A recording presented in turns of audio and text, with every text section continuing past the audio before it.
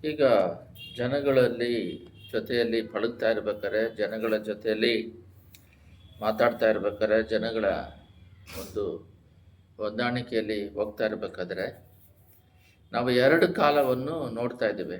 2000 before, 2000 after ಅಂತ, ಕ್ರಿಸ್ತಪೂರ್ವ, ಕ್ರಿಸ್ತ ಶಕ, ಆ ರೀತಿಯಾಗಿ 2000 ಆದಮೇಲೆ ಅಂತ 2004ರಲ್ಲಿ ಒಂದು ನೋಕಿಯಾ ಸೆಲ್ ಅಂತ 2100 ಅಂತೇಳಿ ಬ್ಲ್ಯಾಕ್ ಆ್ಯಂಡ್ ವೈಟು, ಬ್ಲ್ಯಾಕ್ ಅಲ್ಲ, ವೈಟು ಬ್ಲೂ ಅಂತೇಳಿ ಆವಾಗಲೇ $6,000 ಕೊಟ್ಟು ಅದನ್ನು ತಗೊಂಡಿದ್ವಿ, ಬಟನ್ ಅದು.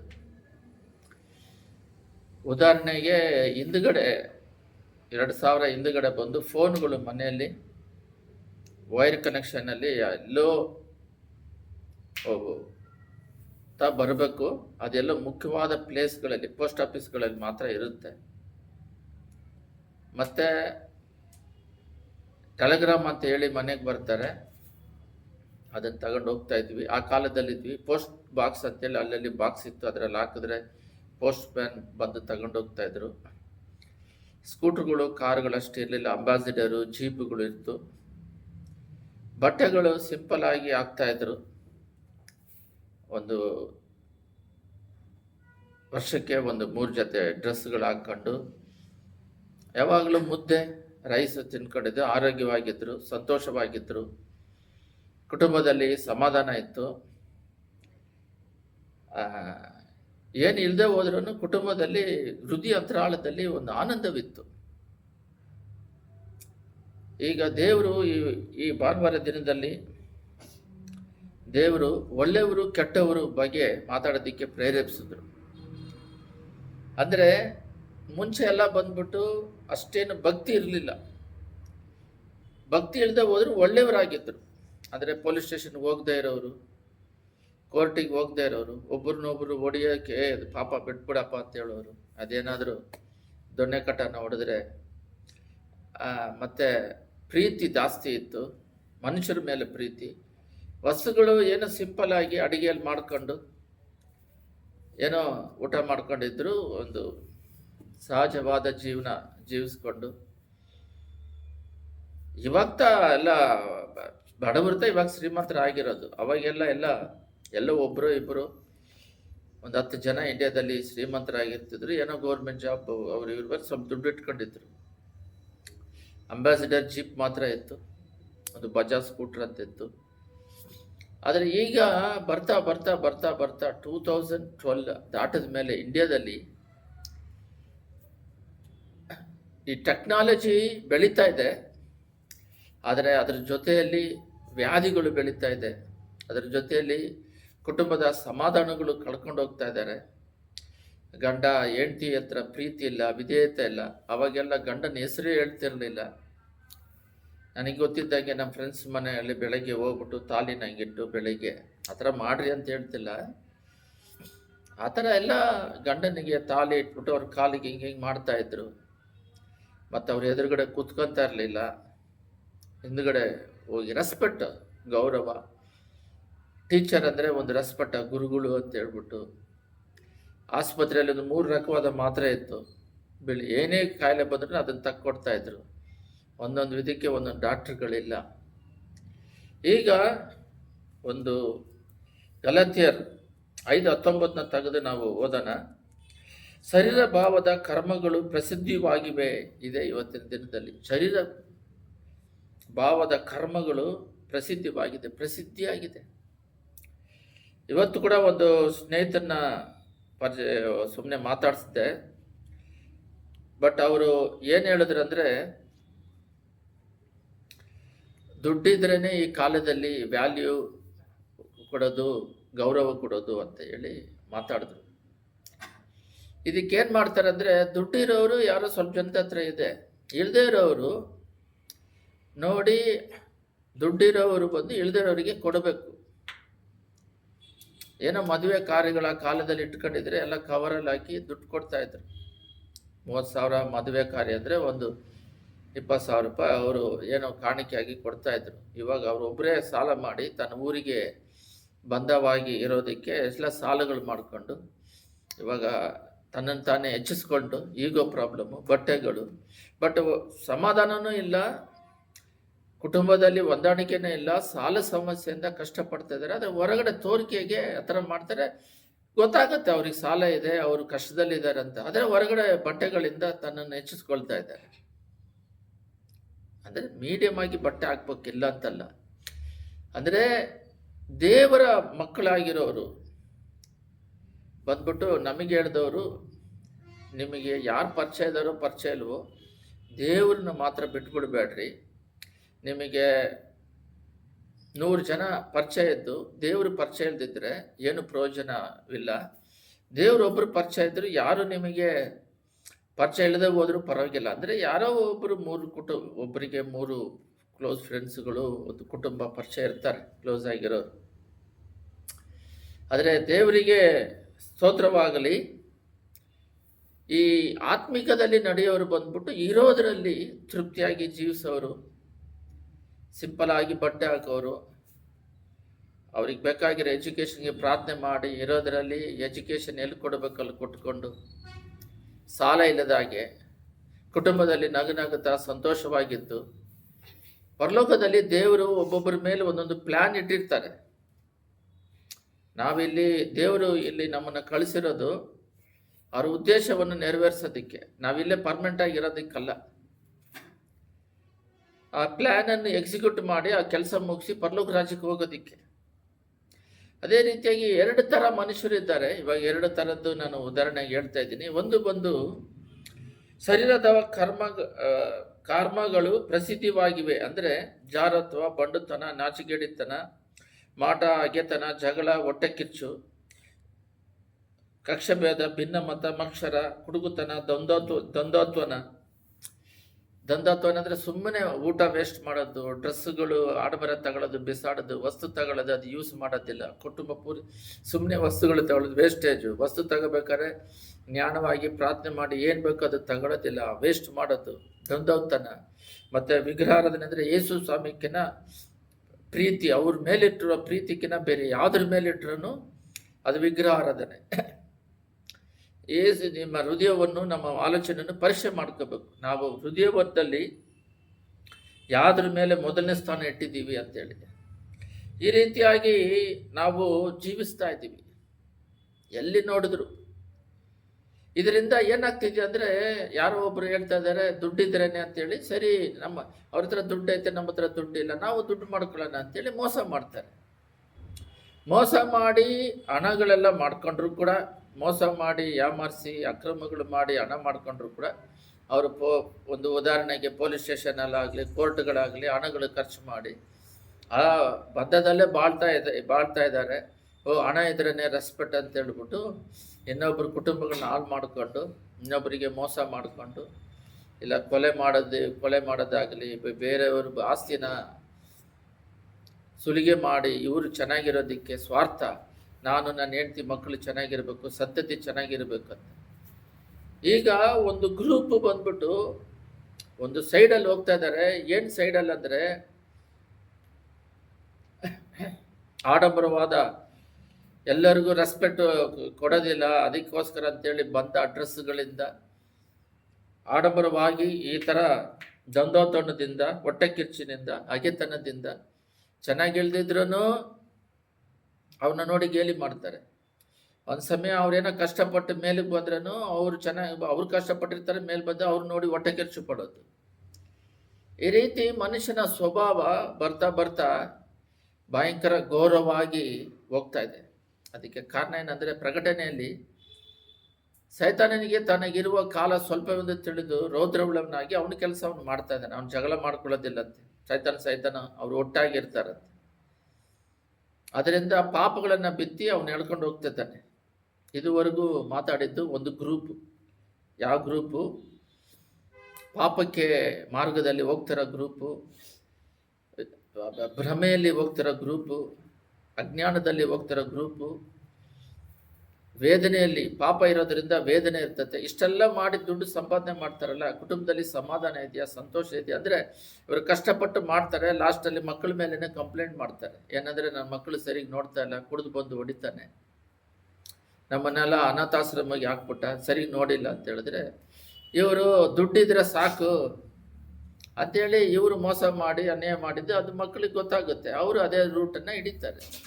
ಇನ್ನೊಂದು, ಅವ್ರು ಯಾರ್ಯಾರಿಗೆಲ್ಲ ಮೋಸ ಮಾಡಿರ್ತಾರೋ ಆ ಶಾಪ ಬಂದು ಕುಟುಂಬವನ್ನು ಹೊಡಿತತೆ, ಆ ನೆಮ್ಮದಿ ಸಮಾಧಾನ ಇಲ್ಲದೆ ಹೋಗುತ್ತೆ.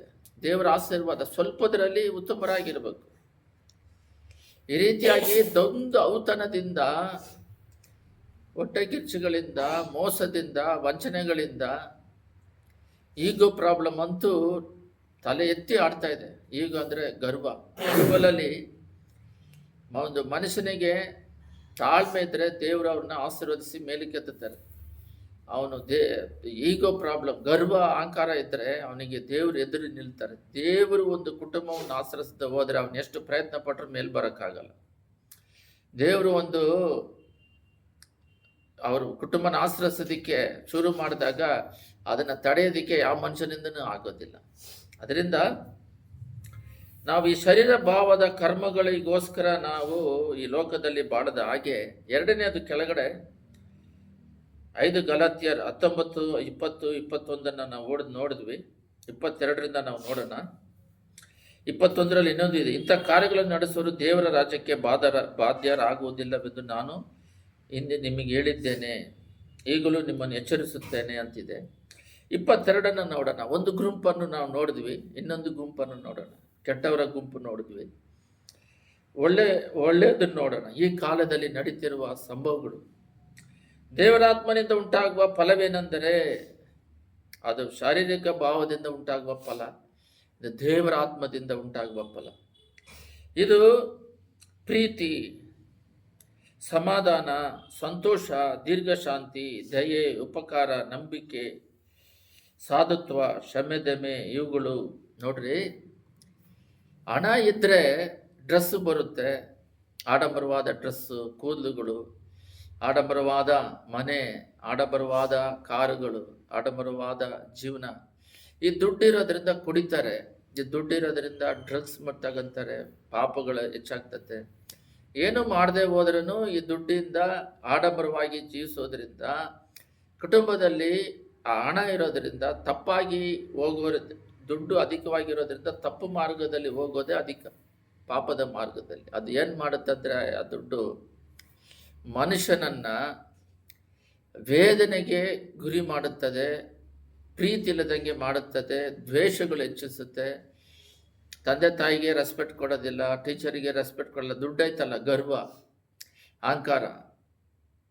ಅದರಿಂದ ಇನ್ನೇನು ದುಡ್ಡಿದ್ರೆ ಏನು ಬೇಕಾದ್ರೂ ಮಾಡ್ಬೋದು ಅಂಥೇಳಿ ಸುಮ್ಮನೆ ಯಾರ ಮೇಲಾದ್ರೂ ಜಗಳಕ್ಕೆ ಹೋಗೋದು, ಸಮಸ್ಯೆ ತತ್ಕೊಳ್ಳೋದು, ಹ್ಯಾರಗನ್ಸ್, ಒಂಥರ ಮುಖಗಳೆಲ್ಲ ಒಂಥರ ಅವ್ರ ಮುಖ ನೋಡಿದ್ರೆ ಗೊತ್ತಾಗುತ್ತೆ, ಅವ್ರ ಒಂಥರ ವಿಕಾರವಾಗಿರ್ತಾರೆ, ಒಂಥರ ಗರ್ವದಲ್ಲಿ ಇರ್ತಾರೆ.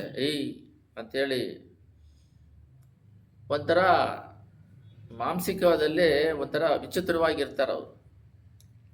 ಆದರೆ ಅವರಿಗೆ ಇಲ್ಲಿ ದೇವರ ಪ್ರೀತಿಯಿಂದ, ದೇವರ ಆತ್ಮದಿಂದ ಸಿಗುವಂಥ ದೇವರ ಆತ್ಮನ ಫಲಗಳಾಗಿರುವ ಪ್ರೀತಿ ಕುಟುಂಬದಲ್ಲಿ ಇರೋದಿಲ್ಲ. ದೇವರ ಆತ್ಮದಿಂದ ಸಿಗುವಂಥ ಸಂತೋಷ ಸಿಗೋದಿಲ್ಲ. ಇದು ದೇವರ ಮಕ್ಕಳಿಗೆ ದುಡ್ಡಿದ್ರೂ ಸರಿ, ಇಲ್ಲದೆ ಹೋದ್ರೂ ಸರಿ, ಇದು ಇರಬೇಕು. ಆದರೆ ದುಡ್ಡು ಮಾತ್ರ ಇದೀನಿ ಅಂತಾರೆ, ಅವರಿಗೆ ಕಾಯಿಲೆಗಳಿರ್ತವೆ, ಕುಟುಂಬದಲ್ಲಿ ಶಾಪ ಪಾಪ ಇರ್ತದೆ. ಗಂಡನ ನೋಡಿದ್ರೆ ಹೆಂಡ್ತಿಗಾಗಲ್ಲ, ಹೆಂಡ್ತಿ ನೋಡಿದ್ರೆ ಗಂಡನಿಗಾಗಲ್ಲ, ಹೆಂಡ್ತಿ ಬಂದು ಸೊಸೆಗಾಗಲ್ಲ, ಸೊಸೆ ಬಂದು ಹೆಂಡ್ತಿಗಾಗಲ್ಲ. ಹೊಟ್ಟೆ ಕಿರ್ಚುಗಳು, ಜಗಳಗಳು, ಮೋಸ, ಈ ರೀತಿ ಹಾಕ್ಕೊಂಡು ಹೊಡೆದಾಟಗಳು ಹಾಕ್ಕೊಂಡು ಬೇರೆ ಸಪ್ರೇಟಾಗಿ ಅತ್ತೆ ಮಾವನ ಬಿಟ್ಟು ಹೋಗೋದು. ಮತ್ತು ಇವ್ರಿಗೆ ಊಟ ಇಲ್ಲ, ಮತ್ತು ನಾನು ಹಿಂಗೆ ಸಾಕಿದೆ ಹಂಗೆ ಸಾಕಿದೆ ಅಂತ ಹೇಳಿದ್ರೆ, ನೀನು ಕಷ್ಟಪಟ್ಟು ಸಾಕಿರೋದು ಅವ್ರಿಗೆ ಹೇಳಬೇಕು. ಮಕ್ಕಳಿಗೆ ಯಾವ ರೀತಿ ಕಷ್ಟಪಟ್ಟು ಸಾಕಿದಿರಿ ಅಂತ, ಅವರಿಗೆ ಎಷ್ಟು ಕಷ್ಟಪಟ್ಟು ನೀವು ಅವ್ರನ್ನ ಓದಿಸಿದಿರಿ ಅಂತ ಅವರು ಕೂಡ ಪ್ರೀತಿಯಿಂದ ಚಿಕ್ಕ ಮಗುವಾಗಿಂದ ಒಂದು 25 ವರ್ಷ 27 ವರ್ಷವರೆಗೂ ಕಷ್ಟಪಟ್ಟು ಅವರಿಗೆ ಊಟ ಕೊಟ್ಟು, ಬಟ್ಟೆ ಕೊಟ್ಟು, ಎಜುಕೇಷನ್ ಕೊಟ್ಟಿರ್ತಾರೆ, ಅವರು ಕೆಲಸಕ್ಕೆ ಸೇರ್ಕೊಂಡಿರ್ತಾರೆ. ಆದರೆ ಇವರಿಗೆ ಆ ರೀತಿ ಡ್ರೆಸ್ಸುಗಳು ಹಾಕೋದಿಲ್ಲ. ಈಗ ಅವರಿಗೆಲ್ಲ ವಿಧವಾದ ಫ್ಯಾಷನ್ ಡ್ರೆಸ್ಗಳು ಮಕ್ಕಳಿಗೆಲ್ಲ ಆದ ಮೇಲೆ ಅವ್ರೇನು ಮಾಡ್ತಾರೆ, 25 ವರ್ಷ ಆದಮೇಲೆ ಇವರು ಒಂದು 20 ವರ್ಷ ಲೋಕದಲ್ಲಿ ಬದುಕಬೇಕಾದ್ರೆ, ಇಷ್ಟು ವರ್ಷ ನೀನು ನಮಗೆ ಸೇವೆ ಮಾಡ್ದಲ್ಲ, ನಾನು ನೀನು ಸಾಯೋವರೆಗೂ ಸೇವೆ ಮಾಡ್ತೀನಿ ಅನ್ನೋದು ಒಂದು ಪ್ರೊಸೀಜರ್. ಯಾಕಂದರೆ ಇವರು ಚಿಕ್ಕ ವಯಸ್ಸಲ್ಲಿ ನೋಡಿದೆ, ಎಜುಕೇಷನ್ ಕೊಡದೆ ಊಟ ಕೊಡದಿದ್ರೆ ಅದು ಆಗೋದಿಲ್ಲ. ಆದರೆ ಇವ್ರೇನು ಮಾಡ್ತಾರೆ, ಅವ್ರನ್ನ ತಾತ್ಸಾರ ಮಾಡ್ತಾರೆ. ಯಾಕಂದರೆ ಇವ್ರು ಕಷ್ಟಪಟ್ಟಿರೋದು ಅವರಿಗೂ ಹೇಳೋದು ಇಲ್ಲ. ಇನ್ನೊಂದು, ಇವ್ರು ಕಷ್ಟಪಟ್ಬಿಟ್ಟು ಗೊಣ್ಕೊಂಡು ಕೂತ್ಕೊಂಡಿದ್ದಾರೆ, ನಾನು ಇಷ್ಟು ಕಷ್ಟಪಟ್ಟು ಅವನ್ನ ಓದಿಸ್ದೆ, ಎಲ್ಲ ಮಾಡಿದೆ, ಇವಾಗ ನಮ್ಮನ್ನು ನೋಡ್ತಾ ಇಲ್ಲ, ಹೆಂಡ್ತಿ ಮಾತು ಕೇಳ್ಕೊಂಡು ಹೋಗ್ತಾನೆ ಅಂತ. ಬೈಬಲಲ್ಲಿ ಸ್ಪಷ್ಟವಾಗಿದೆ, ಮಗ ಬಂದ್ಬಿಟ್ಟು ತಂದೆ ತಾಯಿ ಮಾತು ಕೇಳಬೇಕು ಮದುವೆ ಆಗೋವರೆಗೂ. ಮದುವೆ ಆದಮೇಲೆ ತಂದೆ ತಾಯಿಗಳು ಅವರ ವಿಷಯಕ್ಕೆ ಎಂಟರ್ ಆಗಬಾರ್ದು. ಇಲ್ಲಿರೋದು ಅಲ್ಲಿ ಹೇಳೋದು, ಅವ್ರ ಆಲೋಚನೆ ಕೇಳಿದ್ರೆ ಹೇಳಬೇಕು. ಬಟ್ ಮಗನಾಗಿರೋನು ಬಂದು ತಂದೆ ತಾಯಿಗಳಿಗೆ ಅವ್ರಿಗೆ ಬೇಕಾಗಿರೋ ಊಟ, ಬಟ್ಟೆ ಮತ್ತು ಅವ್ರಿಗೆ ಬೇಕಾಗಿರುವ ಮೆಡಿಕಲ್ನ ನೋಡ್ಕೋಬೇಕು. ಮತ್ತು ಫ್ಯಾಮ್ಲಿ ಒಳಗೆ ಅವರಲ್ಲಿರುವ ಒಂದು ಸಮಸ್ಯೆಗಳಿಗೆ ಎಂಟರ್ ಆಗಬಾರ್ದು. ಅವರಾಗಿ ಆಲೋಚನೆ ಕೇಳಿದ್ರೆ, ಹೊಸದಾಗಿ ಮದುವೆ ಆಗಿರೋರು ಆಲೋಚನೆ ಕೇಳಿದ್ರೆ ಹೇಳಬೇಕು ಹೊರತು ಸುಮ್ಮನೆ ಹಿಂಗೆ ಹಂಗೆ ಅಂದ್ಕೊಂಡು ಅವರ ಫ್ಯಾಮಿಲಿ ಮ್ಯಾಟ್ರಿಗೆಲ್ಲ ಎಂಟರ್ ಆಗಬಾರ್ದು. ಎಂಟರ್ ಆಗೋದ್ರಿಂದ ಏನಾಗುತ್ತೆ, ಅತ್ತೆ ಸೊಸೆಗೆ ಜಗಳ ಆಗುತ್ತೆ, ಸಮಸ್ಯೆ ಉಂಟಾಗುತ್ತೆ. ಅದೇ ರೀತಿಯಲ್ಲಿ ಗಂಡ ಹೆಂಡತಿಯಲ್ಲೂ ಸಮಸ್ಯೆ ಉಂಟಾಗುತ್ತೆ. ಏನಂದರೆ, ಇವರು ಟೆಕ್ನಾಲಜಿನ ಆಡಂಬರವಾದ ಜೀವಿತವನ್ನು ಎದುರು ನೋಡ್ತಾ ಇದ್ದಾರೆ ಹೊತ್ತು ತಗ್ಗಿಸಿಕೊಂಡು ಪ್ರೀತಿಯಲ್ಲಿ ಸಮಾಧಾನದಲ್ಲಿ ಒಬ್ರೊಬ್ಬರನ್ನ ಬಿಟ್ಟುಕೊಟ್ಕೊಂಡು ಪರವಾಗಿಲ್ಲ ಅಂತೇಳಿ ಕುಟುಂಬ ನಡೀಲಿ, ಮಕ್ಕಳಿದ್ದಾರೆ, ದೊಡ್ಡ ಗಂಡ ಬಂದು ಯಾವಾಗಲೂ ವಯಸ್ಸಲ್ಲಿ ದೊಡ್ಡವರೇ. ಅದು ಹಿಂದೂ, ಕ್ರಿಶ್ಚಿಯನ್, ಮುಸ್ಲಿಮ್, ಸಿಕ್ಕು ಯಾವ ತಗೊಂಡ್ರೂ ಗಂಡಿಗೆ ಮಾತ್ರ ವಯಸ್ಸು ದೊಡ್ಡವರು, ಲೇಡೀಸ್ ಕಮ್ಮಿ. ಸರಿ, ವಯಸ್ಸಲ್ಲಾದ್ರೂ ದೊಡ್ಡವ್ರು ಇದ್ದಾರಲ್ಲ, ರೆಸ್ಪೆಕ್ಟ್ ಕೊಡೋಣ, ಅವ್ರು ಹೇಳ್ದಂಗೆ ಕೇಳೋಣ ಅಂತ ತಗ್ಗಿಸ್ಕೊಂಡು ಹೋಗ್ಬಿಟ್ರೆ, ಅದಕ್ಕೆ ಆ ವಯಸ್ಸಿಗಾದರೂ ಮರ್ಯಾದೆ ಕೊಟ್ಟು ಹೋಗ್ಬಿಟ್ರೆ ಯಾವ ಸಮಸ್ಯೆನೂ ಬರೋದಿಲ್ಲ. ನೀನೇನು ಹೇಳೋದು, ನಾನೇನು ಕೇಳೋದು, ನಾನು ದುಡಿತೀನಿ, ನೀನು ದುಡಿತೀಯ ಅಂತೇಳಿ ಬಿಟ್ಟು ಹೋಗಿ ಸಪ್ರೇಟಾಗಿ ಮದುವೆನೇ ಬೇಡ ಅಂತೇಳಿ ದುಡಿಮೆ ಮಾಡ್ತೀನಿ ಅಂತ ಇರ್ತಾರೆ. ಅದು ವೇದನೆ ಅದು. ದೇವರು ಗಂಡ ಹೆಂಡತಿ ಮಕ್ಕಳು ಅನ್ನೋದು ಒಂದು ಸಂತೋಷವಾದದ್ದು. ಸಮಸ್ಯೆ ಇರುತ್ತೆ, ಚಿಕ್ಕ ಪುಟ್ಟ ಸಮಸ್ಯೆಗಳು ಇರ್ತವೆ, ಅದನ್ನೆಲ್ಲ ನಿಭಾಯಿಸ್ಕೊಂಡು ಸಂತೋಷವಾಗಿ ಪ್ರಾರ್ಥನೆ ಮಾಡಿಕೊಂಡು, ಯಾವುದೇ ಕುಟುಂಬದಲ್ಲಿ ಕುಟುಂಬ ಪ್ರಾರ್ಥನೆ ಇರುತ್ತೋ ಆ ಕುಟುಂಬದಲ್ಲಿ ಸಂತೋಷ ಸಮಾಧಾನ. ಇವಾಗ ಓದ್ದಂಗೆ ಗಲಾತಿಯರ್ ದೇವರ ಆತ್ಮನ ಫಲಗಳು ಪ್ರೀತಿ, ಸಂತೋಷ, ಸಮಾಧಾನ, ದೀರ್ಘ ಶಾಂತಿ, ಇವೆಲ್ಲ ನಮ್ಮ ದೇವ್ರ ಮೇಲೆ ನಂಬಿಕೆ, ಇವೆಲ್ಲ ಹೃದಯಾಂತರಾಳದಲ್ಲಿ ಇರುತ್ತೆ. ಇಲ್ಲಿ ದೇವರು ಯಾವುದೋ ರೂಪದಲ್ಲಿ ಅವ್ರಿಗೆ ಬೇಕಾಗಿರೋ ಅವಶ್ಯಕತೆಗಳನ್ನು ಪೂರೈಸ್ತಾರೆ, ಕಂಪಲ್ಸರಿ ಪೂರೈಸ್ತಾರೆ. ಅವರೇನು ಕೈ ಬಿಡೋ ದೇವರಲ್ಲ. ಮತ್ತಾಯ 6:33-34 ತೆಗೆದು ಓದಿದಾಗ ಅದರಲ್ಲಿ 34ರಲ್ಲಿ, ನೀವು ಮೊದಲು ದೇವರ ರಾಜ್ಯಕ್ಕಾಗಿ ನೀತಿಗಾಗಿ ತವಕಪಡಿರಿ, ಇವುಗಳು ಕೂಡ ಅವುಗಳು ನಿಮಗೆ ದೊರೆಯುವುದು. ಆದ್ದರಿಂದ ನಾಳಿನ ವಿಷಯವಾಗಿ ಚಿಂತೆ ಮಾಡಬೇಡಿರಿ. ದೇವರು ಹೇಳ್ತಾ ಇದ್ದಾರೆ, ಚಿಂತೆ ಮಾಡಬೇಡ್ರಿ. ಆತ್ಮಿಕದಲ್ಲಿ ಬೆಳೆದಿರೋರು ಯಾವುದೇ ವಿಷಯಕ್ಕೆ ಚಿಂತೆ ಮಾಡಬಾರ್ದು. ನಮ್ಮ ಕೆಲಸ ಆತ್ಮಿಕದಲ್ಲಿ ದೇವರ ರಾಜ್ಯವನ್ನು, ನೀತಿಯನ್ನು ಹುಡುಕದೆ. ಬೈಬಲಲ್ಲಿ ಚಿಂತೆ ಮಾಡಬೇಡ್ರಿ, ಭಯಪಡಬೇಡ್ರಿ, ಕೋಪ ಮಾಡ್ಕೋಬೇಡ್ರಿ ಅಂತೆಲ್ಲ ಹೇಳ್ತಾನೆ ಇದ್ದಾರೆ. ಆದರೂ ಕೂಡ ಇವರು ಎಷ್ಟೇ ಸಮಸ್ಯೆ ಬಂದರೂ ದೇವ್ರ ಕೈಯಲ್ಲಿ ನಿಭಾಯಿಸೋಕ್ಕಾಗುತ್ತೆ. ಸೃಷ್ಟಿಕರ್ತನವರು ಎಲ್ಲ ಕಷ್ಟಪಡೋರು ಹೊತ್ತು ನನ್ನ ಬಳಿ ನಾನು ವಿಶ್ರಾಂತಿ ಕೊಡ್ತೀನಿ ಅಂತ ಹೇಳಿದ್ದಾರೆ. ಅವ್ರ ಕೈಗೆ ಅಸಾಧ್ಯವಾದ ಕಾರ್ಯ ಯಾವುದೂ ಇಲ್ಲ. ಆದರೆ ನಾವೇನು ಮಾಡ್ತೀವಿ, ಅವ್ರ ಮೇಲೆ ವಿಶ್ವಾಸ ನಂಬಿಕೆಯನ್ನು ಇಡೋದು ಬಿಟ್ಟುಬಿಟ್ಟು ನಾವು ಚಿಂತೆ ಮಾಡೋದು, ಅದರಿಂದ ಕಾಯಿಲೆಗಳು, ಅದರಿಂದ BP, ಶುಗರ್ಗಳು, ಈ ರೀತಿಯಾಗಿ ಕುಟುಂಬದಲ್ಲಿ ತೃಪ್ತಿ ಇಲ್ಲದ ಜೀವನ, ನಂಬಿಕೆ ಇಲ್ಲದು. ಹಣ ಬಂದರೆ ಎಷ್ಟು ಹಣಕ್ಕೆ ಎಷ್ಟು ಫ್ಯಾಮಿಲಿ ಮೇಂಟೈನ್ ಮಾಡೋಕ್ಕೆ, ರೇಷನ್ ವಿಷಯದಲ್ಲಾಗಲಿ, ಔಟ್ಸೈಡ್ ವಿಷಯದಲ್ಲಾಗಲಿ, ಮಕ್ಕಳಿಗೆ ಖರ್ಚು ಮಾಡೋದಾಗಲಿ, ಅವರು ಇವ್ರನ್ನ ನೋಡಿ ನಾವು ಜೀವಿಸಬಾರ್ದು. ನಾವು ದುಡ್ಡು ಇರೋರು ನೋಡಿ ನಾವು ದುಡ್ಡು ಅವ್ರ ಥರ ಬಟ್ಟೆ ಆಗಬೇಕು, ಅವ್ರ ಥರ ಕಾರ್ ಬೇಕು, ಬಂಗ್ಲೆ ಬೇಕು, ಇದೆಲ್ಲ ಕೇಳ್ತೀವಲ್ಲ. ಆದರೆ ಆಸ್ಪತ್ರೆಯಲ್ಲಿ ಇದ್ದಾರಲ್ಲ, ಕ್ಯಾನ್ಸರ್ ಕಾಯಿಲೆಗಳು ಬಂದು ಆಗದೇ ಇರೋರು, ನಮಗಿನ್ನ ಕೆಳಗಡೆ ಬಿದ್ದಿದ್ದವರು ಇದ್ದಾರಲ್ಲ, ಭಿಕ್ಷುಕರು, ರೋಡಲ್ಲಿ ಹಣ್ಣುಗಳು ಮಾರ್ಕೊಂಡು, ತರಕಾರಿಗಳು ಮಾರ್ಕೊಂಡು, ಅವ್ರನ್ನ ಯಾಕೆ ನೋಡಲ್ಲ? ಅವ್ರಿಗಿನ್ನ ನಮ್ಮನ್ನು ಮೇಲಾಗಿಟ್ಟಿದ್ದಾರೆ ಅಂತೇಳಿ ಅವರೇ ಸಂತೋಷವಾಗಿದ್ದಾರೆ. ಅಂದರೆ ನಾವು ತರಕಾರಿ ಅಂತಲ್ಲ, ಮಿಡಲ್ ಕ್ಲಾಸ್ ಅಂತಲ್ಲ, ಹೈ ಕ್ಲಾಸ್ ಅಂತಲ್ಲ, ದೇವರು ಅವರವರ ಸ್ತೋಮತಿಗೆ ತಕ್ಕಂತೆ ಕೊಟ್ಟು ನಡೆಸ್ತಾರೆ. ಆದರೆ ಮನುಷ್ಯನಿಗೆ ಬೇಕಾಗಿರೋದು ಪ್ರೀತಿ, ಸಂತೋಷ, ಸಮಾಧಾನ, ಮಕ್ಕಳಲ್ಲಿ, ಕುಟುಂಬದಲ್ಲಿ ದೇವರು ನಮ್ಮನ್ನು ಏನೋ ಒಂದು ಉದ್ದೇಶಕ್ಕೆ ಭೂಲೋಕದಲ್ಲಿ ಕಳಿಸಿದ್ದಾರೆ. ಯೇಸ್ವಾಮಿ ಕೂಡ 3.5 ವರ್ಷನೇ ಸೇವೆ ಮಾಡಿದ್ದು. ಆ ರೀತಿ ನಮಗೆ ಏನೋ ಒಂದು ಇಟ್ಟು ಈ ಲೋಕದಲ್ಲಿ ಪೂರ್ತಿ ಮಾಡೋದಕ್ಕೆ ಇಟ್ಟಿದ್ದಾರೆ. ಅದನ್ನು ಪೂರ್ತಿ ಮಾಡಿ ಇಟ್ಟು ಪರಲೋಕ ರಾಜ್ಯಕ್ಕೆ ಸೇರ್ಬೇಕು. ನಾವಿಲ್ಲಿ ಪರ್ಮನೆಂಟ್ನವರಲ್ಲ, ಬಟ್ ನಾವು ಇಲ್ಲಿ ಭೂಮಿಯಲ್ಲಿ ಬಂದಿದ ತಕ್ಷಣ ಇಲ್ಲಿ ಪರ್ಮನೆಂಟ್ ಅನ್ನೋ ಮೈಂಡ್ ನಮಗೆ ಬಂದ್ಬಿಡುತ್ತೆ. ನಾವಿಲ್ಲೇನೋ ಪರ್ಮನೆಂಟ್ನವ್ರ ಥರ ಜಾಸ್ತಿ ಇದು ಲೋಕದ ಮೇಲೇ ಮನೆ ಜಾಗ ತಗೋಬೇಕು, ಮನೆ ಕಟ್ಟಬೇಕು, ಬಟ್ಟೆ ಹಾಕ್ಬೇಕು, ಮಕ್ಕಳಿಗೆ ಎಜುಕೇಷನ್ ಕೊಡಬೇಕು, ಅವ್ರಿಗೆ ಉನ್ನತವಾದಿ ಕೊಡಬೇಕು, ಕಾರ್ ಬೇಕು, ಈ ಥರ ಒಂದೋದ್ರೆ ಇದರಲ್ಲೇ ಹೋಗ್ತಾ ಇದೆ.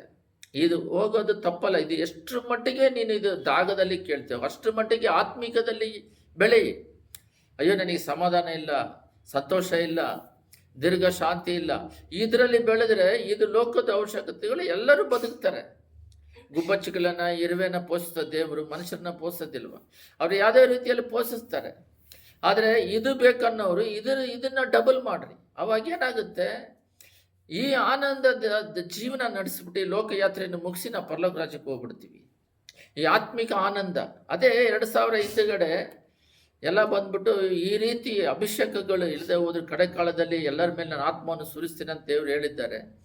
ಈ ಅಭಿಷೇಕದ ಪ್ರಸನ್ನತೆ ಇಲ್ಲದೆ ಹೋದರೂ ಕೂಡ ಕುಟುಂಬ ಅಂದರೆ ನಾನು ನೋಡಿದ್ದೀನಿ, ಪ್ರೀತಿ ಪ್ರೇಮ ಕರುಣೆ ಹೊಡಿತಾ ಇದ್ರು.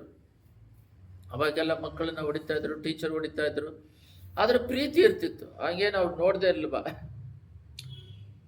ಆದರೆ ಈಗ ಆ ಥರ ಇಲ್ಲ. ಯಾರೋ ಒಬ್ಬ ಯವನಸ್ಥ ಹುಡುಗ ಅವ್ರ ಅಪ್ಪ ಅಮ್ಮನ ಕೇಳ್ತಾನಂತೆ, ನನಗೇನು ಮಾಡಿಟ್ಟಿದ್ದೀರಾ, ಸೈಟ್ ಮಾಡಿಟ್ಟಿದ್ದೀರಾ, ಏನು ಮನೆ ಮಾಡಿಟ್ಟಿದ್ದೀರಾ ಅಂತೇಳಿ ಕೇಳ್ತಾನಂತೆ. ಮಾಡಿಡ್ಬೇಕಂತ ಏನು ರೂಲ್ಸ್ ಐತೆ? ಅವರಿಗೆ ಸ್ತೋಮತೆ ಆದಂಗೆ ಅವನಿಗೆ ಎಜುಕೇಷನ್ ಕೊಟ್ಟು ಬಟ್ಟೆ ಊಟ ಕೊಟ್ಟು ಒಂದು ಸ್ಟ್ಯಾಂಡರ್ಡಿಗೆ ಮಾಡಿದ್ರು. ನನಗೆ ಗೊತ್ತಿರೋ ಒಂದು ಕುಟುಂಬ, ಆಯಮ್ಮ ಒಂದು ಟೀಚರ್, ಅವರಿಗೇನು 1,500 ಬರುತ್ತೆ, ಆಯಪ್ಪ ಒಂದು ಡ್ರೈವರು, ಒಂದು 2,500 ಬರುತ್ತೆ, ಆಮೇಲೆ 3,000. ಇದರಲ್ಲಿ ಅವರು ದೊಡ್ಡ ಮಗಳಿಗೆ BEd ಮಾಡಿಸಿ, 2ನೇ ಮಕ್ಕಳಿಗೆ MRD ಕೋರ್ಸ್ ಅಂತೇಳಿ ಮೆಡಿಕಲಿಗೆ ಮಾಡಿಸಿ, 3ನೇ ಹೆಣ್ಮಗಳಿಗೆ ಅವರು ಟೀಚರು, ಅವರು ನರ್ಸ್ ಟ್ರೈನಿಂಗ್ ಕೊಡಿಸು, ಊಟ ಕೊಟ್ಟು ಸಿಂಪಲ್ ಬಟ್ಟೆ ಕೊಟ್ಟು ಅವರಿಗೆ ಎಲ್ಲರಿಗೂ ಎಜುಕೇಷನ್ ಕೊಟ್ಟು ಬಿಟ್ಟುಬಿಟ್ರು. ಅದಿಲ್ಲದೆ ಬೇರೆ ದೊಡ್ಡ ಮಗಳಿಗೆ ಮದುವೆ ಮಾಡಿ, ಚಿಕ್ಕವರಿಗೆ ಮದುವೆ ಮಾಡಿ, ಸಾಲ ಇಲ್ಲದೆ ಮಾಡಿ, ಅದಾದ ಮೇಲೆ ಒಂದು ಮನೆ ಕಟ್ಟಿದ್ದಾರೆ. ಅದಕ್ಕೆ ಮುಂಚೆ ಮನೆ ಎಲ್ಲ ಸೋರ್ತಾ ಇತ್ತು. ಅಂದರೆ ಏನು ಹೇಳಕ್ಕೆ ಬರ್ತೀವಿ ಅಂದರೆ, ಇರೋ ಸ್ವಲ್ಪದ್ರಲ್ಲೇ ಸ್ಟಾರ್ಟಿಂಗಲ್ಲಿ ಎಜುಕೇಷನ್ ಕೊಟ್ಟರು. ಎಜುಕೇಷನ್ ಮುಗಿದ ಮೇಲೆ ಅವ್ರು ದುಡಿಮೆ ಮಾಡೋಕ್ಕೆ ಮೇಲೆ ಸ್ವಲ್ಪ ಸೇರಿಸಿಟ್ಕೊಂಡು ಒಂದಿಬ್ಬರಿಗೆ ಮದುವೆ ಮಾಡಿದ್ರು. ಅದಾದ ಮೇಲೆ ಒಂದು ಮನೆ ಕಟ್ಟಿದ್ರು. ಈ ರೀತಿಯಾಗಿ ಆದರೆ ಅವರ ಸಿಂಪಲ್ ಡ್ರೆಸ್ಸು, ಸಿಂಪಲ್ ಊಟ, ಸಿಂಪಲ್ ಒಳ್ಳೆಯೇ ಊಟ ಮಾಡ್ತಾಯಿದ್ರು ಇದ್ದರು. ಆದರೆ ಬೇರೆಯವರು ಬಂಗ್ಲಾ ಕಟ್ಟಿದ್ರು ಕೂಡ ಅವ್ರ ಬಗ್ಗೆ ಹೊಟ್ಟೆ ಕಿರ್ಚು ಪಡೋದಾಗಲಿ ಬೇರೆಯವ್ರಿಗಿದೆ ಅಂತಲ್ಲ, ಸ್ಲೋವಾಗಿ ಅವ್ರ ಜ್ಞಾನದಿಂದ ಏನು ದೇವರು ಪ್ರಾರ್ಥನೆಗಳು ಬೆಳಗ್ಗೆ ಜಾವ 5 ಗಂಟೆಗೆ ಎದ್ದು ಪ್ರಾರ್ಥನೆ ಮಾಡೋದು ಬಿಟ್ಟಿಲ್ಲ, ಕುಟುಂಬ ಪ್ರಾರ್ಥನೆ ಬಿಟ್ಟಿಲ್ಲ, ಪರ್ಸನಲ್ ಪ್ರೇಯರ್ ಮಾಡ್ತಾಯಿದ್ರು, ಸಂಜೆ ಪ್ರೇಯರ್ ಮಾಡಿ ಮಣ್ಕೊತಾ ಇದ್ರು, ಎಲ್ಲರನ್ನೂ ದೇವರಲ್ಲಿ ನಡೆಸಿದ್ರು. ನಾನೇನು ಹೇಳಕ್ಕೆ ಬರ್ತಿದ್ದೀನಿ ಅಂದರೆ, ಕುಟುಂಬದಲ್ಲಿ ಭಾಳ ಕಷ್ಟದಲ್ಲಿ ಕೂಡ ಅದು ದೇವರನ್ನ ಬಿಟ್ಟಿಲ್ಲ. ಅವರು ಪ್ರೀತಿ ಪ್ರೇಮ ಸಂತೋಷ ಸಮಾಧಾನ ಕುಟುಂಬದಲ್ಲಿ ಚೆನ್ನಾಗಿತ್ತು, ಈಗಲೂ ಇನ್ನೂ ಜಾಸ್ತಿ ಇದೆ. ಇದನ್ನು ನೋಡಿ ದೇವರು ಬ್ಲೆಸ್ ಮಾಡಿದ್ರು, ಲೋಕದ ಅವಶ್ಯಕತೆಗಳನ್ನ ಕೊಟ್ಟು ನಡೆಸಿದ್ರು. ಈಗಲೂ ಆ ಕುಟುಂಬದಲ್ಲಿ ಪ್ರೀತಿ ಇದೆ. ನಮ್ಮನ್ನು ನೋಡಿದ್ರೆ ಅವ್ರು ಪ್ರೀತಿ ಮಾಡ್ತಾರೆ, ಚೆನ್ನಾಗಿ ಇದು ಮಾಡ್ತಾರೆ. ಆದರೆ ನಾನು ಅವ್ರನ್ನ ಭಾಳ ಒಂದು 28 ವರ್ಷ 30 ವರ್ಷದಿಂದ ನೋಡ್ತಾ ಇದ್ದೀನಿ. ಅವ್ರನ್ನ 92ರಿಂದ ನೋಡ್ತಾ ಇದ್ದೀನಿ. ಇವಾಗ 30 ವರ್ಷ ಆಯಿತು. 92ರಿಂದ ನೋಡ್ತಾ ಇದ್ದೀನಿ. ಕಠಿಣವಾಗಿ ಕೆಲಸ ಮಾಡಿ ಈಗ ಸಂತೋಷವಾಗಿ ಆ ಅಮ್ಮ ಟೀಚರ್ ಕೆಲಸ ಬಿಟ್ಟು ಮನೆಯಲ್ಲಿ ಮೊಮ್ಮಕ್ಕಳು ನೋಡ್ಕೊಳ್ಳೋದು, ಸಂತೋಷವಾಗಿದ್ದಾರೆ, ಆನಂದವಾಗಿದ್ದಾರೆ. ಆದರೆ ಅವರಿಗೆ ಲೌಕಿಕವಾದ ಈ ಲೋಕದ ಆಶೀರ್ವಾದ ಬಂದ್ಬಿಟ್ಟು ಅವರು ಪ್ರಾರಂಭದಿಂದನೂ ಅದರ ಮೇಲೆ ಗಮನ ಹಾಕದಾಗೆ, ಪ್ರಾರ್ಥನೆಯನ್ನು ಬಿಟ್ಟು ಬಿಡದಾಗೆ, ದೇವ್ರನ್ನ ಬಿಟ್ಟು ಬಿಡದಾಗೆ, ಆತ್ಮಿಕ ಸಂತೋಷ ಸಮಾಧಾನ ಕುಟುಂಬದಲ್ಲಿ ನೆಲೆಸ್ತಾ ಇದ್ದಾಗ ಈ ಲೋಕದ ಅವಶ್ಯಕತೆ ಕಷ್ಟಪಟ್ಟು ದುಡಿಮೆಯಿಂದ ಇದೆ, ಆದರೆ ಅದು ಸಮಾಧಾನ ಇದೆ, ಸಂತೋಷ ಇದೆ. ಅದನ್ನ ಹೇಳಕ್ಕೆ ಬರ್ತಾ ಇದ್ದೀನಿ. ಇದೇ ಇಲ್ಲಿ ಬೈಬಲಲ್ಲಿ ಕೊಟ್ಟಿರೋದು ಪ್ರೀತಿ ಸಮಾಧಾನ. ಕ್ರಿಸ್ತ ಯೇಸುವಿನಲ್ಲಿರುವ ನಮ್ಮ ಶರೀರ ಭಾವಗಳನ್ನು, ಅಂದರೆ ವಿಷಯ ಲಾಭ ಸ್ವಚ್ಛ ಅಭಿಲಾಷೆ ಸಹಿತ ಶಿಲುಬೆಗೆ ಹಾಕಿದ್ದೇವೆ. ನಾವು ಮೇಲೆ ಹೇಳಿದಾಗೆ ಈ ಪಾಪದಲ್ಲಿ ಬಿದ್ದಿರೋ ಒಂದು ಗುಂಪು, ದೇವರನ್ನು ನಂಬಿ ಆಧಾರಪಟ್ಟು ನಡೆಯುವ ಒಂದು ಗುಂಪು ಒಳ್ಳೆಯವರು ಕೆಟ್ಟವರು. ಈ ಒಳ್ಳೆಯವರು ಏನು ಮಾಡಿದ್ದಾರೆ ಅಂದರೆ ಎಲ್ಲವನ್ನು ಸಿಲುಬೆಗೆ ಹಾಕ್ಕೊಂಡಿದ್ದಾರೆ. ಅಂದರೆ ಡೈಲಿ ಪಾಪವನ್ನು ಜಯಿಸದೆ ಕೆಲಸ ಅವ್ರದ್ದು. ಯೋಸೇಫನ ಹಾಗೆ ಯಾವಾಗಲೂ ಆ ಪೋತಿಫರನ ಹೆಂಡತಿ ಪೀಡಿಸ್ತಾ ಇರ್ತದೆ ಸಂಗಮ ಮಾಡು ಅಂತ. ಆದರೂ ಕೂಡ ಅವನು ಆ ಥರ ಹೆಂಗೆಂಗೋ ತಪ್ಪಿಸ್ಕೊಂಡು ಬಂದ. ಲಾಸ್ಟಲ್ಲಿ ಶರ್ಟ್ ಹಿಡಿದು ಎಳೆದ್ರೂ ಬಿಸಾಡ್ಬಿಟ್ಟು ಓಡೋದ. ಜೈಲಿಗೆ ಹೋದ್ರೂ ಪರವಾಗಿಲ್ಲ, ಪ್ರಾಣ ಹೋದ್ರೂ ಪರವಾಗಿಲ್ಲ, ದೇವರ ದೃಷ್ಟಿಯಲ್ಲಿ ಇಂಥ ದೊಡ್ಡ ತಪ್ಪು ಮಾಡದೆ ಜೀವಿಸ್ತೀನಿ ಅಂತ. ಅದು ಆ ಟೈಮಿಗಲ್ಲ, ಬೆಳಗ್ಗೆ ಎದ್ದಿದ ತಕ್ಷಣ ಅದೇ ಕೆಲಸ ನೈಟ್ವರೆಗೂ. ಯಾಕಂದರೆ ಎಲ್ಲಿ ನೋಡಿದ್ರೂ ಪಾಪ ಸೆಲ್ಫೋನಿಂದ, ಯೂಟ್ಯೂಬ್ಗಳಿಂದ, ರೋಡಲ್ಲಿ ಎಲ್ಲಿ ನೋಡಿದ್ರೂ ಪಾಪ ದಾಸ್ಯ ಆಗ್ತಾ ಇದೆ. ಅದಕ್ಕೆ ಯವನಸ್ಥರುಗಳೆಲ್ಲ ಬಿದ್ದೋಗ್ತಿದ್ದಾರೆ, ಬಾಯ್ ಫ್ರೆಂಡು, ಗರ್ಲ್ ಫ್ರೆಂಡ್. ಆದರೆ ಆ ಕ್ಷಣಿಕವಾದ ಸಂತೋಷಕ್ಕೆ ಸಮಾಧಾನ ಆ ಕ್ಷಣಕ್ಕೆ ಸಿಗುತ್ತೆ ಅಂತ ಹೇಳ್ತಾರೆ. ಆದರೆ ಅದು ವೇದನೆ ಕೊಡುವಂಥದ್ದು. ಆ ಕ್ಷಣದಲ್ಲಿ ಅವ್ರಿಗೆ ಏನು ಸಿಗೋದಿಲ್ಲ. ಲಾಸ್ಟಲ್ಲಿ ನೋಡಿದ್ರೆ ನಾನು ಈ ರೀತಿ ನನಗೆ ಮೋಸ ಮಾಡಿಬಿಟ್ಟ, ಅವನು ಯಾಮರ್ಸ್ಬಿಟ್ಟ ಅಂತ, ಅವಳು ಯಾಮರ್ಸ್ದಂತ, ಇವನು ಕೊಲೆ ಮಾಡೋದು, ಇವಳು ಮೋಸ ಮಾಡಿಬಿಟ್ಟಂತ ಬೇರೆಯವ್ರ ಜೊತೆ ಹೋಗಿ ಮದುವೆ ಮಾಡಿಕೊಂಡು ನೆಮ್ಮದಿ ಸಮಾಧಾನ ಇರೋದಿಲ್ಲ. ಅಭಾಷಣ ಅನ್ನೋದು ಮಾಡೋದು ಬಂದ್ಬಿಟ್ಟು ಕೊಲೆ ಮಾಡುವ ರೀತಿಯಲ್ಲಿ ಕುಟುಂಬದಲ್ಲಿ ಶಾಂತಿ ಸಮಾಧಾನ ಇರೋದಿಲ್ಲ. ಶಾಪ ಪಾಪಗಳಿಂದ ನರಳುತ್ತಾ ಇದ್ದಾರೆ. ಯಾವ ಒಂದು ವಿಷಯ ಹೇಳ್ಬಿಟ್ಟು ನಾನು ಮುಗಿಸ್ತೀನಿ. ದುಡ್ಡಿದ್ರೆ ಸಾಕಂತ ಹೇಳುವ ಒಂದು ಗುಂಪಿಗೆ ದೇವರು ಹೇಳುವ ಮಾತೇನೆಂದರೆ, ಆ ದುಡ್ಡಿದ್ರೆ ಸಾಕು ಅನ್ನೋದಕ್ಕೆ, ಆ ದುಡ್ಡಿಗೋಸ್ಕರ ಎಷ್ಟು ಮೋಸ ಆದರೂ ಮಾಡಿ ಆ ದುಡ್ಡು ಬೇರೆಯವರಿಂದ ನಮ್ಮ ಕೈ ತಗೊಳ್ಳೋಣ ಅಂತ ನೋಡ್ತಾರೆ. ಆದರೆ ದೇವರು ಅನ್ನೋರು, ಸೃಷ್ಟಿಕರ್ತನನ್ನು ನೋಡ್ತಾ ಇರೋರು ಅವ್ರ ಕುಟುಂಬಗಳನ್ನು ಹಾಳು ಮಾಡಿ ಶಾಪ ಪಾಪ ಅವರಲ್ಲಿ ವೆಂಟಾಡ್ತಾ ಇರ್ತದೆ. ಯಾಕಂದರೆ ಅವ್ರು ಕಣ್ಣೀರು ಬಿಡ್ತಾರೆ. ಬೈಬಲಲ್ಲಿದೆ, ವಿಧಿವೆಯರ ಅವ್ರ ಹತ್ರ ಹೋಗಿ ಸಮಸ್ಯೆ ತೊಂದರೆ ಕೊಡೋಕೆ ಹೋಗ್ಬೇಡ್ರಿ, ಅವ್ರು ಕಣ್ಣೀರು ಬಿಟ್ಟರೆ ಆ ಶಾಪ ನಿಮ್ಮ ಮೇಲೆ ಬರುತ್ತಂತೆ. ಈ ರೀತಿಯಾಗಿ ಶಾಪ ಪಾಪದಲ್ಲಿ ನರಳುತ್ತಾ ಇದ್ದೀವಿ, ಬಿದ್ದಿದ್ದೇವೆ. 1 ಕೊರಿಂಥಿಯರ್ 3:3 ನಾವು ನೋಡೋಣ. ಅದರಲ್ಲಿ ಏನಿದೆ ನೋಡ್ರಿ. ಏಕೆಂದರೆ ಇನ್ನೂ ಶರೀರ ದೀನ ಸ್ವಭಾವಗಳು ಉಳ್ಳವರಾಗಿದ್ದೀರಿ. ನಿಮ್ಮೊಳಗೆ ಹೊಟ್ಟೆ ಕಿಚ್ಚು, ಜಗಳ ಇವುಗಳು ಇರುವಲ್ಲಿ ನೀವು ಶರೀರ ದೀನ ಸ್ವಭಾವ ಉಳ್ಳವರಾಗಿದ್ದು ಕೇವಲ ನರಪ್ರಾಣಿಗಳಂತೆ ನಡೆಯುತ್ತೀರಿ. ಈಗ ಮನುಷ್ಯರೆಲ್ಲ ನರಪ್ರಾಣಿಗಳು, ಮೃಗಗಳ ಥರ ಬದಲಾಗಿದ್ದೀರಾ. ಕಡೆ ಕಾಲದಲ್ಲಿ ಈ ಥರ ಹೊಟ್ಟೆ ಕಿಚ್ಚಿದೆ, ಜಗಳ ಇದೆ, ನಿಮ್ಮದು ಬರೀ ಶರೀರಕ್ಕೆ ಸಂಬಂಧಪಟ್ಟ ಆಡಂಬರವೇ ಇದೆ, ಮೈಂಡ್ ಹೋಗ್ತಿದೆ. ಆತ್ಮಕ್ಕೆ ಆಹಾರ ಕೊಡೋಣ ಅನ್ನುವ ಮೈಂಡೇ ಇಲ್ಲ.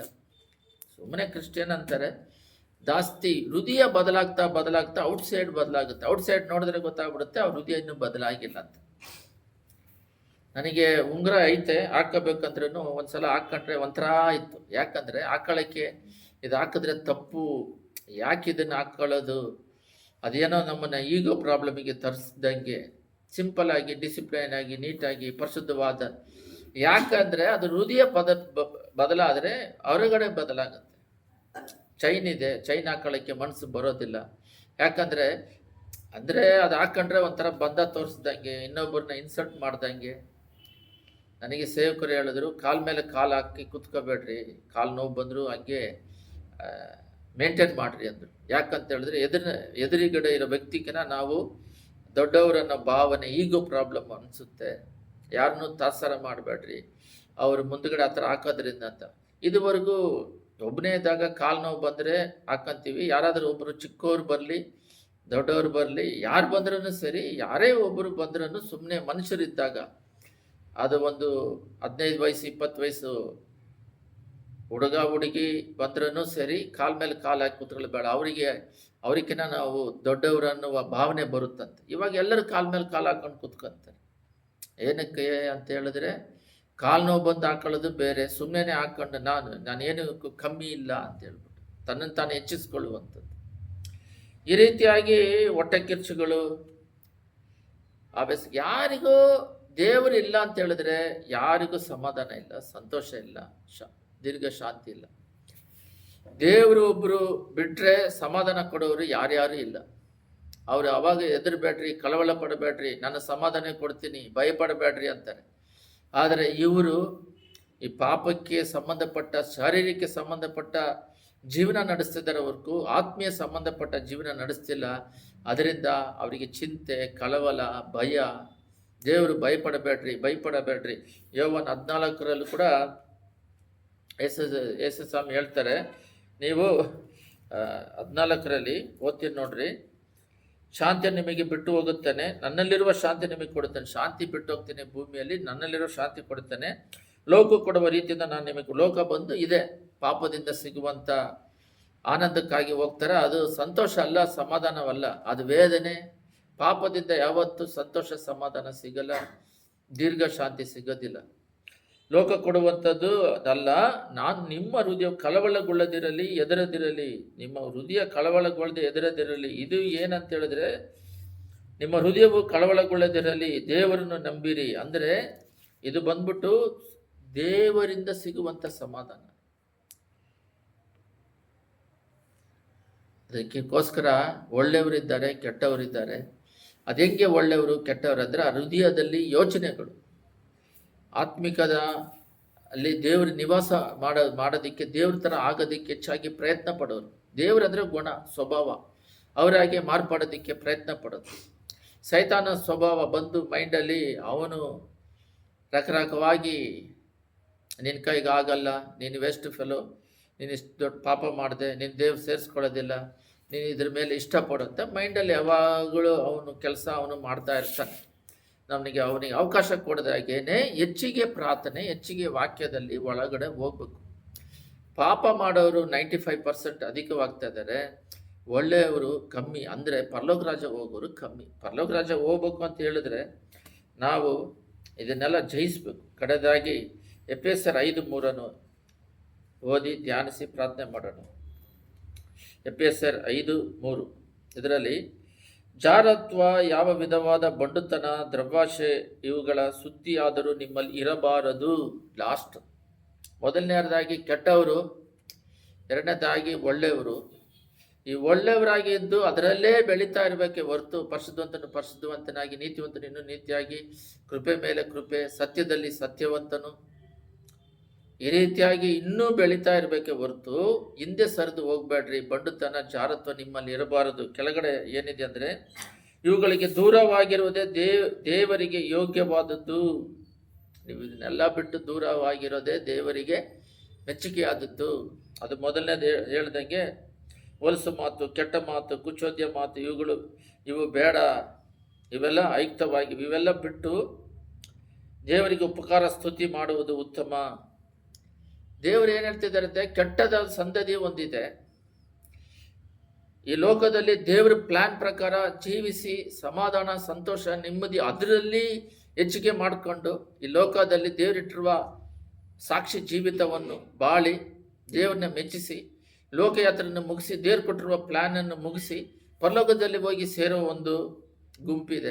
ಈ ಕೆಟ್ಟ ಸಂತತಿ ಬಂದು ಅವರನ್ನ ಕೆಡಿಸ್ಕೊಂತಾರೆ, ಅವ್ರ ಹೆಂಡತಿ ಮಕ್ಕಳು ಕೆಟ್ಟೋಗ್ತಾರೆ, ಅವರಿಂದ ಸಮಾಜ ಕೆಟ್ಟೋಗುತ್ತೆ, ಅವರಿಂದ ಏನು ಪ್ರಯೋಜನ ಇಲ್ಲ. ಸೈತಾನನಿಗೆ ಮೆಚ್ಚುಗೆ ಮಾಡಿ ನರಕಕ್ಕೆ ಹೋಗಿ, ಪಾತಾಳದಲ್ಲಿ ಹೋಗಿ ಪಾಪದ ಸಂಬಳ ನರಕ ಬೇಯ್ತಾ ಇರ್ತಾರೆ.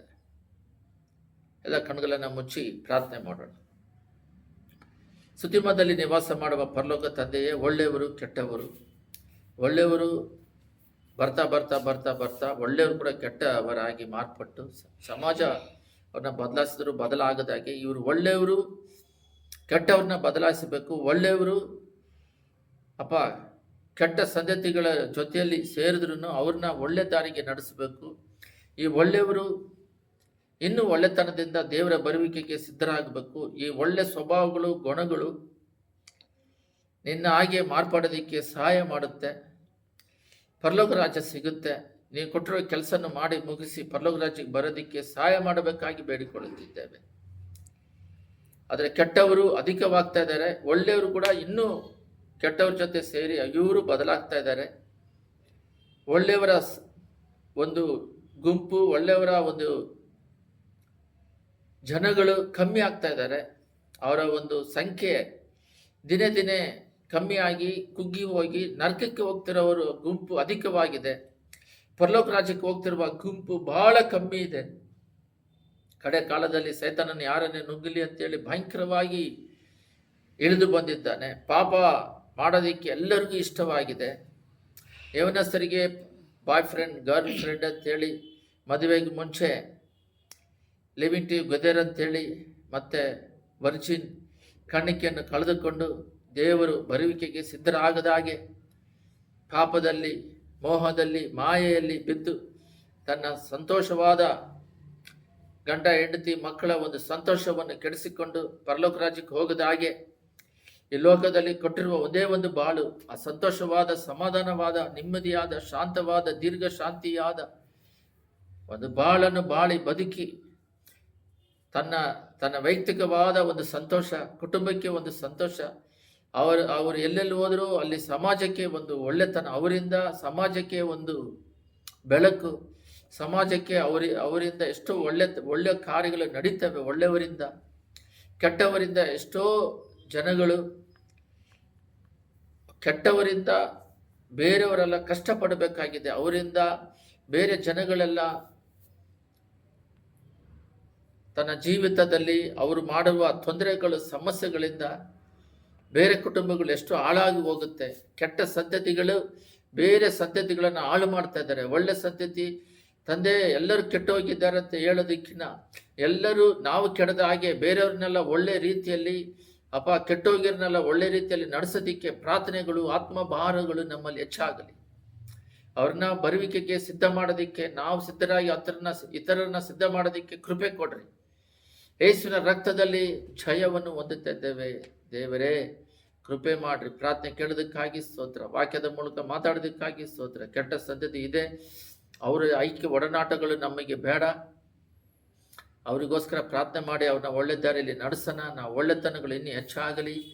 ಅದರಿಂದ ದೂರವಿದ್ದು ಪರಲೋಕ ರಾಜ್ಯಕ್ಕೆ ಹೋಗೋದಕ್ಕೆ ನೀನು ಕೊಟ್ಟಿರೋ ಕೆಲಸವನ್ನು ಸ್ವಲ್ಪ ವರ್ಷಗಳ ಕಾಲ ಅದನ್ನು ಮುಗಿಸೋದಕ್ಕೆ ಕೃಪೆ ಮಾಡಿರಿ. ಒಂದೇ ಬಾಳು, ಅದು ದೇವರಿಗೋಸ್ಕರ ಅರ್ಪಿಸ್ತಾ ಇದ್ದೀವಿ. ಯೇಸುವಿನ ನಾಮದಲ್ಲಿ ಬೇಡದಿದ್ದೇವೆ ತಂದೆಯೇ, ಆಮೇನ್.